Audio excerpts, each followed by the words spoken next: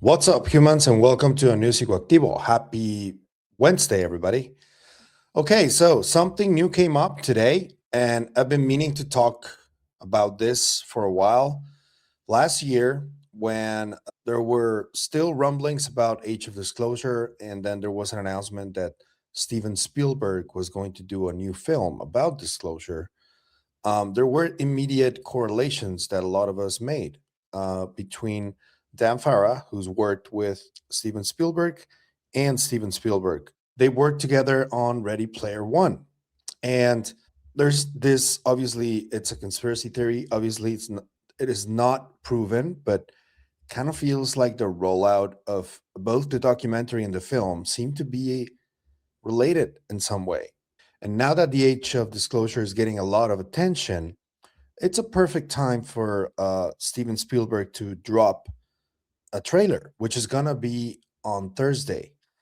But today, something appeared on Los Angeles Times Square that called everyone's attention. And we're just going to go through. It's just a billboard that talks about the film. But before I do that, I want to show you how much Steven Spielberg knew about this topic and why people give him so much cred for it. He did a bunch of projects already about UFOs. One is E.T., which is a family movie. He did War of the Worlds with Tom Cruise. But the most important one has to be Close Encounters of the Third Kind, where he employed Dr. J. Allen Hynek as his advisor. Dr. J. Allen Hynek, as many of you know, he ran Project Blue Book, which was the first official UFO program from the government. And he went through a journey from being considered a full on debunker to when, after he left the project, he became more of a believer that UFOs were real. And he also worked alongside Dr. Jacques Vallée, who's considered one of the most knowledgeable sources about UFOs in the world and in history. So Steven Spielberg definitely knows a lot about the topic. He definitely has access to a lot of the people that are involved in this at the very top.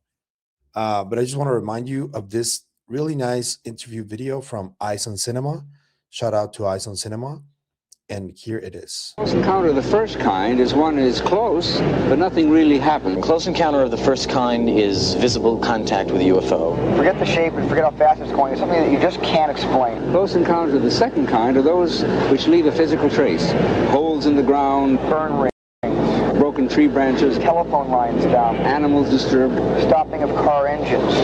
And the close encounters of the third kind are the most interesting of all. Close encounter of the third kind is really when you meet a... So that was a young Steven Spielberg talking about the film, and with some of the actors of the movie and with Dr. J. Allen Hynek himself. He got also a bunch of stuff right, just right, like this, for example. This is from the film. I don't know if it's going to be a problem with copyright, but I'll show you guys this one too. And now when they meet the aliens, see if you can spot a similarity with a certain desiccated corpse from South America.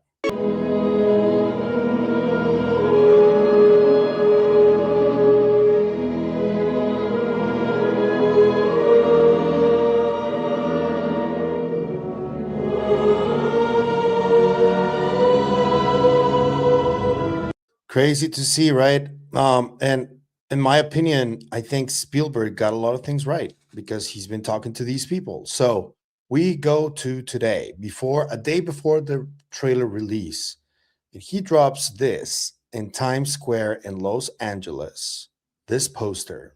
Let's start with what it says, right? It says, all will be disclosed. Spielberg, December 6th, 2026. Which is when it drops, the movie. And as I told you, the trailer is going to drop anytime over the next 48 hours. But the most important part for me is this. There is a shape there where there is this eye that is a brown colored eye, brown colored pupil. And this shape is of clearly a bird. What kind of a bird is it? That is the debate right now because it could have many different meanings. If you go back to when Project Mockingbird was discovered, it was discovered that agencies had infiltrated many mass media outlets. And that was discovered and it was allegedly closed down, Project Mockingbird. That could be a mockingbird. There are some types of mockingbirds that have this little head. But another type of bird that it could be that also has a really strange connection, it comes from a piece of lore known as the Aviary, which is a secret code name group that involved people from different branches of the intelligence community. One of them was in AFOSI, which is Rick Doty. He was known as Falcon. Another one was Dr. Hal Puthoff, who was part of the CIA and Stargate. He was known as Owl. There's Mr. Ron Pandolfi, who ran the Weird Desk for a while. He was known as Pelican. Dr. John Alexander was known as Penguin. There is an unidentified name, code name known as Raven, but it is part of the aviary as well. But the most important one is Bluejay, which is Christopher Kit Green, MD, PhD. And I've been talking about him for a little while. And if it has anything to do with whatever work he's doing, looking at experiencers and all that, I don't know. But it is interesting to see symbolism of this level just before the film's trailer release. I'm not sure if it does mean that it is Dr. Kit Green, but let's see the image in reverse. Now, this is a normal human eye, but the other image is just a human eye in reverse.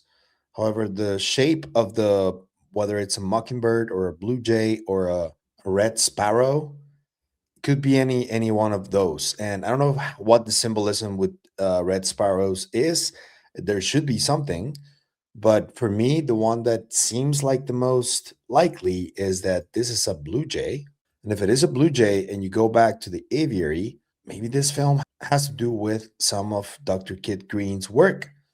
Maybe that could be one of the reasons why he's not allowed to speak, because Hollywood, man, it has these very much sort of militarized, closed circles that no information should come out, and they're very hawkish about it.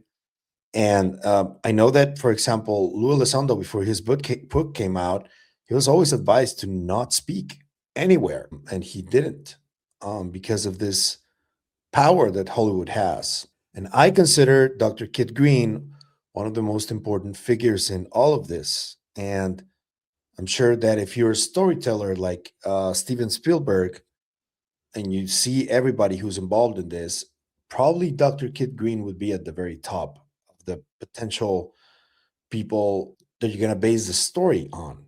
His life, his work, his position. I wonder, could this be? I don't know, but it sure is exciting. What do you think it could be? Do you think this is really a blue jay, a mockingbird, a red sparrow? What do you think the symbology is? And what are you expecting for tomorrow's trailer? I can't wait. Let me know what you think about this one. And what do you think about Steven Spielberg's access to this information, access to the ones that are involved in this? What do you think about that? Let me know in the comment section down below. I'll be reading. If you like the content you see, I'm going to ask you to like, share, hype, comment, subscribe, and hit the bell icon. That's all you need to do in order to help us, and it is what helps us the most, so thank you. But if you want to support us in other ways, there's a few links down there you can choose from. You can also become a member on YouTube. You can also become a member of Patreon, which I just opened this week. Can't wait to hang out with you there. Or you can support us through KGRA. Anything you choose to do is always appreciated, so thank you. That's it for me today on this video, but I'll see you guys in the next one. Remember, stay curious and inquisitive like Steven Spielberg. It seems to take him to the highest places. Always. Bye.